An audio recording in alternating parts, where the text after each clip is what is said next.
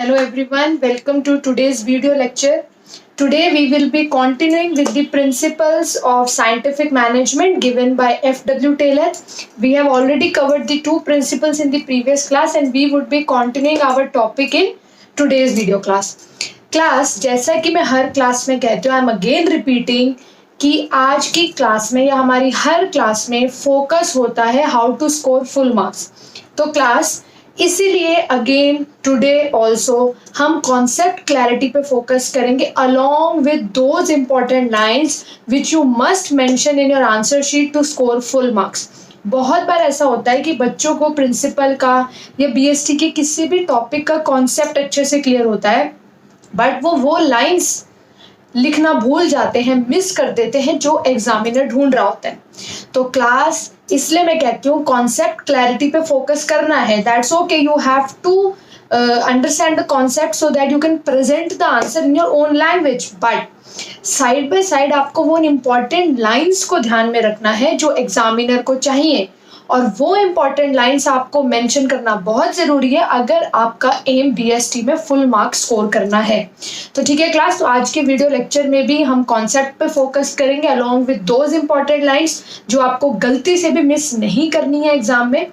दूसरी बात, at the end of the video lecture I will give you a case study, a kind of a self assessment test based on F.W. Taylor's principles of scientific management. चाहे वो दो principles last class के हो हैं और आज की class के प्रिंसिपल्स हो, तो सभी प्रिंसिपल्स के ऊपर बेस्ड एंड में केस स्टडी है. तो आप उस केस स्टडी को सॉल्व करें, a kind of a self assessment test, और अपने आंसर्स कमेंट बॉक्स में डालें. ठीक है class, so now let's begin with the topic, the principle harmony not discord. Okay class, first of all understand the term harmony. Harmony means मिलजुल के रहना. ठीक है, जब आप मिलजुल के रहते हैं उसको बोलते हैं हार्मनी. एंड डिस्कॉर्ड का मीनिंग क्या होता है? कन्फ्लिक्ट, लड़ाई झगड़ा. तो आपको इस बात को ध्यान रखना है क्लास कि टेलर ने एक प्रिंसिपल आपको पर्टिकुलरली मेंशन किया है एंड वो प्रिंसिपल क्या है कि मिलजुल के रहो और लड़ाई मत करो. किनको कह रहा है टेलर मिलजुल के रहने को?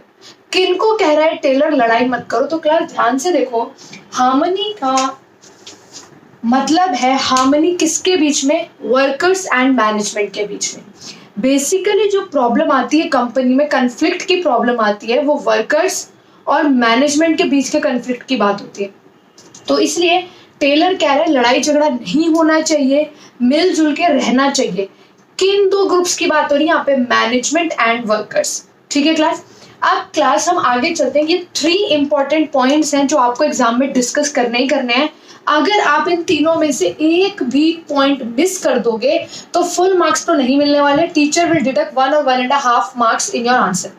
ठीक है, तो फर्स्ट पॉइंट, इस प्रिंसिपल को हम पहले फर्स्ट लाइन में समझा देते हैं कि टीचर को पता चल जाए, हाँ भाई बच्चे को इस प्रिंसिपल का कॉन्सेप्ट पता है.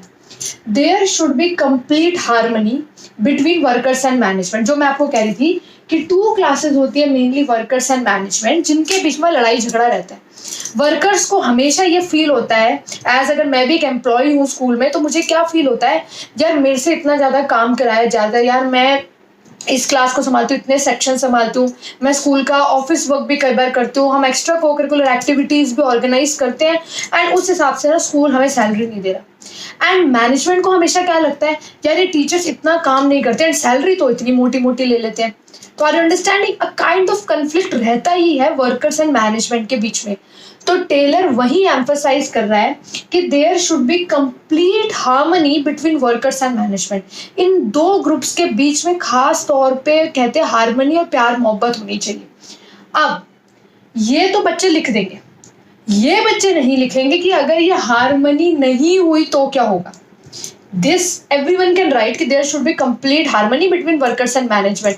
बट आप साइड में ये भी मेंशन करो just below this point, if there is any conflict between both, अगर दोनों के बीच में लड़ाई झगड़ा है, कंफ्लिक्ट है, it will not be beneficial either to the worker of management. ना तो ये वर्कर के लिए बेनिफिशियल होगा और ना ही ये मैनेजमेंट के लिए बेनिफिशियल होगा. क्योंकि अगर दोनों में लड़ाई झगड़ा हुआ तो कंपनी के गोल्स अचीव नहीं हो पाएंगे, और जब कंपनी के गोल्स अचीव नहीं होंगे तो याद रखना मैनेजमेंट को तो लॉस है ही कि उसके गोल्स अचीव नहीं हो रहे, एंड वर्कर की जो सैलरी है, उसकी ग्रोथ है, उसका इंक्रीमेंट है, वो सब रुक जाएगा. ये बात हमेशा ध्यान रखना। अगर एज अ टीचर मेरे और स्कूल के बीच में, हम स्कूल और टीचर्स के बीच में लड़ाई झगड़ा रहता है, तो एट द एंड क्या होगा?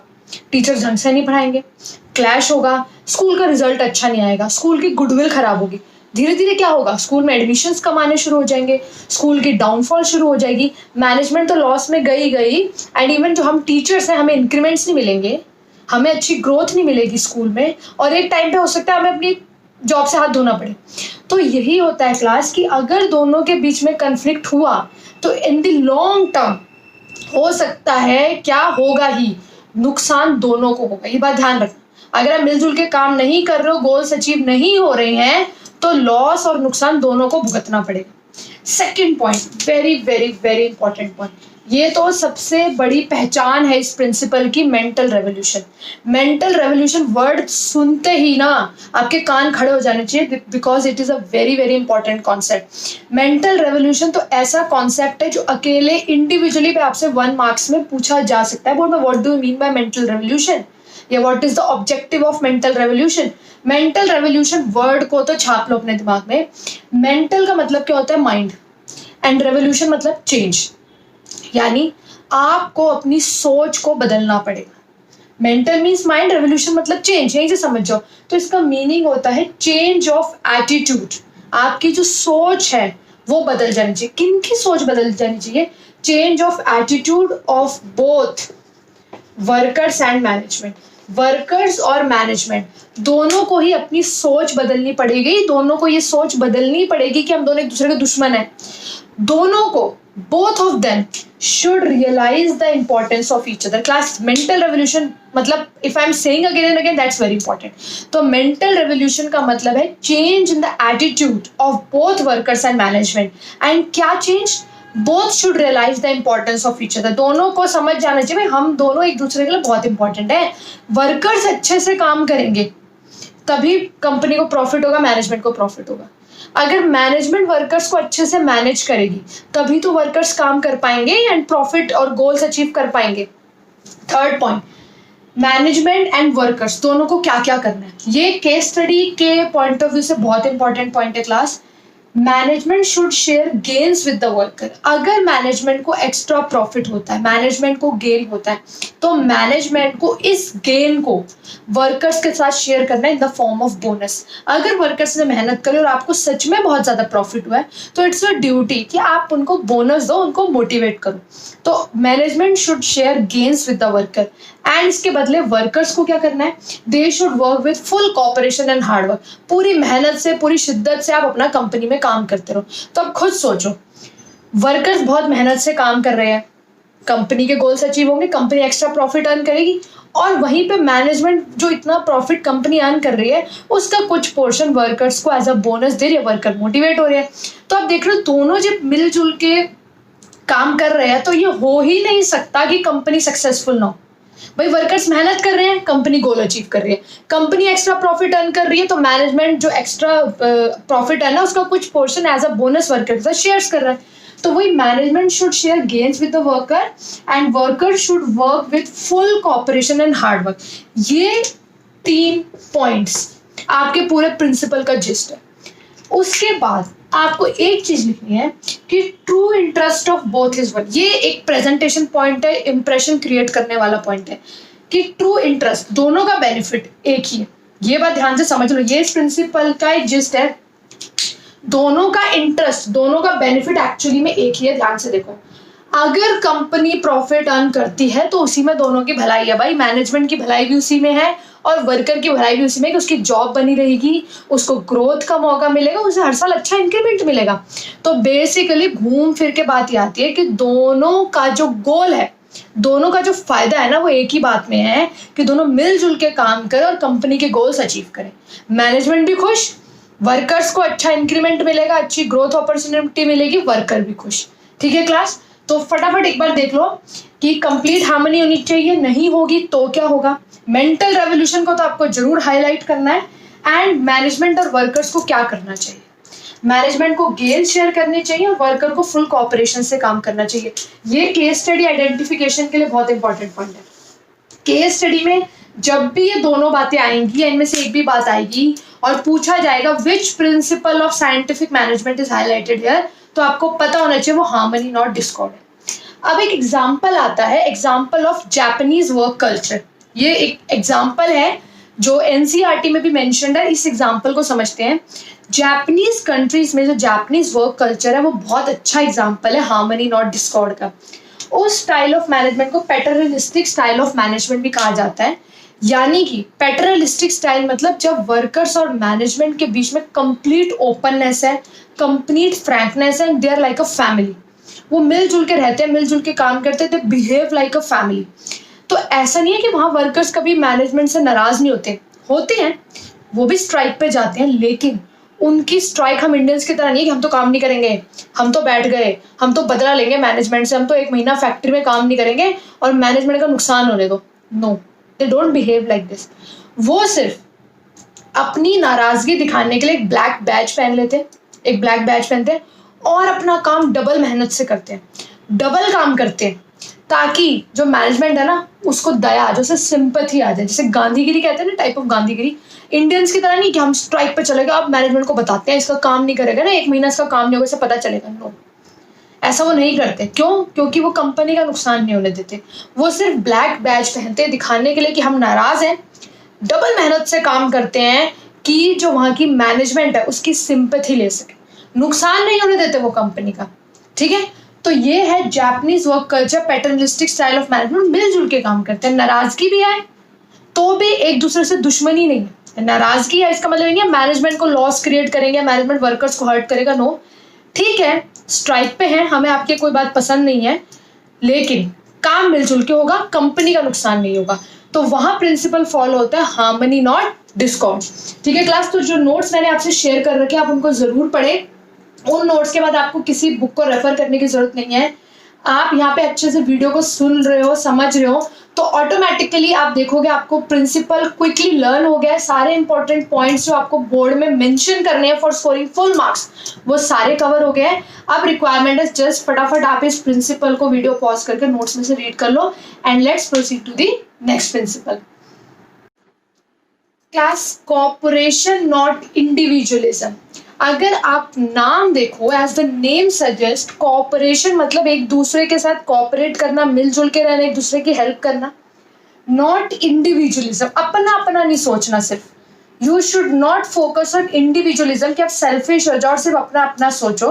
आपको एक दूसरे की हेल्प करनी है, मिलके काम करना है। लेकिन किन की बात हो रही है, किनको मिलके काम करना है? अगेन बात कर रहे हैं टेलर वर्कर्स और मैनेजमेंट की, कि मिलके काम भी किसे करना है? वर्कर्स को और मैनेजमेंट को। आप बच्चे कंफ्यूज हो जाते हैं, यार यही चीज तो हमने हार्मनी नॉट डिस्कॉर्ड में पढ़ी थी। तो क्लास कंफ्यूज होने की जरूरत नहीं है, these two are not different principles. Cooperation not individualism is an extension of the principle of harmony not discord. ये जो प्रिंसिपल है आपका हार्मनी नॉट डिस्कॉर्ड, उसी का ही एक्सटेंशन है। यानी कि ये ऑपोजिट प्रिंसिपल्स नहीं है, एक दूसरे के खिलाफ नहीं है। हार्मनी नॉट डिस्कॉर्ड में जो आपने पढ़ा है उसी को थोड़ा एक्सटेंड कर दो तो बनता है cooperation not individualism. Cooperation not individualism की पहचान के लिए, कि केस स्टडी में आप कैसे पहचानोगे कि कॉपरेशन नॉट इंडिविजुअलिज्म की बात हो रही है, या जब आप एक्सप्लेन करोगे तो इंटेंशन तो दोनों की सेम है कि वर्कर्स और मैनेजमेंट को मिलकर रहना है। तो एक्सप्लेनेशन में आप कैसे इसका कंटेंट डिफरेंट करोगे फ्रॉम हार्मनी नॉट डिस्कॉर्ड। तो क्लास, हार्मनी नॉट डिस्कॉर्ड को तो हम डिस्कस कर चुके हैं। अब ये इंपॉर्टेंट 6 पॉइंट्स है जो मैंने क्लाउड्स में लिखे हैं, ये 6 पॉइंट्स डिफरेंशिएट करेंगे प्रिंसिपल को, हार्मनी नॉट डिस्कॉर्ड को कॉपरेशन नॉट इंडिविजुअलिज्म से। ये 6 पॉइंट्स आप एक्सप्लेनेशन में लिखोगे तभी वो कॉपरेशन नॉट इंडिविजुअलिज्म की एक्सप्लेनेशन माना जाएगा। ऐसा ना हो कि आप दोनों को सेम समझ के सेम एक्सप्लेनेशन लिख दो, तो no, you will lose your marks. अगर आपको कॉपरेशन नॉट इंडिविजुअलिज्म आ रहा है एग्जाम में एक्सप्लेन करने के लिए, तो आपको पर्टिकुलरली इन 6 लाइंस को वहां लिखना पड़ेगा, तभी एग्जामिनर को समझ आएगा यस आपके माइंड में क्लियर है कि इसका कंटेंट क्या है और उस प्रिंसिपल का कंटेंट क्या है। So let's discuss these 6 points. Number 1, mutual cooperation between workers and management. बात हो रही है कॉपरेशन की, you must use the word cooperation, कि वर्कर्स और मैनेजमेंट के बीच में क्या होनी चाहिए? आपसी कॉपरेशन होना चाहिए। Next point, competition should be replaced by cooperation. ऐसा ना हो कि आप वर्कर्स मैनेजमेंट एक दूसरे से कंपटीशन कर रहे हैं, no, there should be no competition, competition should be replaced by cooperation. ये जो क्लाउड्स में लाइंस लिखे ये बहुत इंपॉर्टेंट एनसीईआरटी लाइंस हैं, very important lines quoted directly from NCERT, and you must mention these lines in order to score full marks in the explanation of cooperation not individualism। and यही वो lines हैं कि जब आपको वो case study में मिलेंगी तो यू कैन इजिली आइडेंटिफाई कि कॉपरेशन नॉट इंडिविजुअलिज्म है या ये हार्मनी नॉट डिस्कॉर्ड है। इन 6 लाइंस को तो दिमाग में बिठा लो, क्योंकि जहां आपको 6 लाइंस मिल गई वहां पे समझ लेना कॉपरेशन नॉट इंडिविजुअलिज्म है। तो कंपटीशन जो है वर्कर्स और मैनेजमेंट का वो नहीं होना चाहिए, it should be replaced with cooperation. Workers should be allowed to take part in decision making, very important. ये हार्मनी नॉट डिस्कॉर्ड में नहीं, हार्मनी नॉट डिस्कॉर्ड में सिर्फ 2 चीजें बोली है कि मैनेजमेंट को गेन्स शेयर करने हैं वर्कर्स के साथ और वर्कर्स को डिवोशन से काम करना है। भाई मैनेजमेंट को गेन शेयर करना है, वर्कर को डिवोशन से काम करना है, तभी उस प्रिंसिपल को एक्सटेंड किया गया है और फर्दर पॉइंट्स यहाँ पे मेंशन किए गए हैं। तो worker should be allowed to take part in decision making. आप कोई भी इंपॉर्टेंट डिसीजन ले रहे हो तो you should allow the participation of workers, उनसे भी राय लो, सजेशंस लो। वहीं से बना सेकेंड पॉइंट कि management should welcome suggestions from worker and reward them for good suggestions. आप वर्कर से सजेशंस मांगो और अगर सच में आपको कोई सजेशन अच्छा लगता है, अच्छा गुड सजेशन का मतलब क्या होता है, what do you mean bye good suggestion, जिससे कॉस्ट कम हो जाए, मतलब ऐसा सजेशन जिससे आपकी जो कॉस्ट ऑफ प्रोडक्शन है कंपनी में, आपकी जितनी भी कॉस्ट आ रही है वो कम हो जाए या आपकी जो प्रोडक्शन है वो इंक्रीज हो जाए, वो आपके लिए गुड सजेशन है। तो उन वर्कर्स को रिवॉर्ड दो जिन्होंने आपको अच्छा सजेशन दिया, इससे वर्कर्स को और मोटिवेशन मिलेगी कि हमें नेक्स्ट टाइम और अच्छे सजेशंस देने हैं। Workers would feel a sense of belongingness with the company, लगा यार कंपनी अपनी है, हमें पूछती है कंपनी। तो management should welcome suggestions from workers and reward them for good suggestions. Workers should resist from going on strike and making unreasonable demands from management. Workers को ये नहीं कि भाई कुछ भी मांग रहे हैं मैनेजमेंट से, हमारी सैलरी डबल कर दो, ट्रिपल कर दो, नो, अनरीजनेबल डिमांड्स आपको मैनेजमेंट से नहीं करनी है एंड अननेसेसरी आपको स्ट्राइक पे नहीं जाना है। कोशिश करो मैक्सिमम टू मैक्सिमम पे स्ट्राइक पे जाने की नीड ना पड़े। ये इंपॉर्टेंट पॉइंट क्लास में रेड से क्यों लिखा है, बिकॉज जो है स्टूडेंट्स वो इस लाइन को जब कभी केस स्टडी में देखते हैं ना तो कंफ्यूज हो जाते हैं, यार हार्मनी की है या कॉपरेशन की, ये सब तो चलो वो लर्न कर लेते हैं। तो मैंने स्पेसिफिकली इसे रेड से इसलिए मार्क करा है कि आप इस लाइन को क्लास प्लीज लर्न कर लो। आपको कहीं भी ये लाइन दिखे कि there should be proper division of work and responsibility between management and workers, तो वो कॉपरेशन नॉट इंडिविजुअलिज्म है। ये प्रिंसिपल यही कहता है कि काम अच्छे से बटा हो दोनों के बीच में, responsibility, division of work proper हो कि ये काम मैनेजमेंट का, ये काम वर्कर्स का। There should be no chaos और कंफ्यूजन कि मैनेजमेंट बोले यार ये काम तो तुम्हारा, तुम्हें करना चाहिए था, वर्कर्स बोले हमारा क्यों था, ये काम तो आपका था। तो there should be proper division of work and responsibility between management and workers. तो क्लास ये 6 लाइन्स, ये 6 पॉइंट्स ऐसे हैं, ये बहुत इंपॉर्टेंट है। इनके 2 ऑब्जेक्टिव है। पहला, आप एक्सप्लेनेशन में इन्हें लिखोगे तो कॉपरेशन नॉट इंडिविजुअलिज्म की एक्सप्लेनेशन बनती है। दूसरी बात, यही वो लाइंस हैं जिनको आप केस स्टडी में देखोगे तो आप पहचानोगे ये कॉपरेशन नॉट इंडिविजुअलिज्म है, क्योंकि हार्मनी नॉट डिस्कॉर्ड में ज़्यादा डिटेल में बात नहीं हुई है। वहाँ एक मेंटल रेवोल्यूशन की बात हुई है और ये बात हुई है कि मैनेजमेंट को अपने गेन शेयर्स करने चाहिए एंड वर्कर्स को डिवोशन से काम करना चाहिए। वहाँ एक्सप्लेनेशन इनकम्प्लीट पड़ी, तभी तो उस प्रिंसिपल को एक्सटेंड किया गया, उसकी फर्दर एक्सप्लेनेशन दी गई, तो बना कॉपरेशन नॉट इंडिविजुअलिज्म, जिसके अंदर 6 इंपॉर्टेंट पॉइंट्स हैं। Mutual cooperation between workers and management, competition should be replaced with cooperation, worker should be allowed to take part in decision making. अब डिसीजन मेकिंग में part लेंगे तो सजेशंस देंगे, जो अच्छे सजेशंस है उनको रिवॉर्ड दो। वर्कर्स को अननेसेसरी स्ट्राइक पे नहीं जाना चाहिए, अनरीजनेबल डिमांड नहीं करनी चाहिए मैनेजमेंट से। And the last but not the least important line, proper division of work and responsibility होनी चाहिए between the worker and the management. तो क्लास अगर आप ध्यान से वीडियो लेक्चर सुन रहे हो, इन इंपॉर्टेंट लाइंस पे फोकस कर रहे हो, तो नो डाउट कोई कंफ्यूजन ही नहीं कि आप केस स्टडी गलत आइडेंटिफाई करोगे। ठीक है, तो फोकस ऑन द लाइंस, जिन लाइंस पे मैं बार बार फोकस कर रही हूँ, you must focus on these lines and notes जरूर रीड करो which I have shared, all these points are covered in notes once again, तो read the notes thoroughly. And if you want तो आप इस तरह के क्लाउड्स या notes video pause करके अपने नोट्स में बना सकते हो फॉर लर्निंग दोज पॉइंट्स, ठीक है। It's your wish, if you want to make you can make these cloud like notes in your registers कि आपको इजीली केस स्टडी के टाइम या लर्निंग के टाइम कोई दिक्कत ना। Okay class, now let's move to the case study. This is your self-assessment test class. Read the case study thoroughly. Read it twice and then mention your answer in the comment box.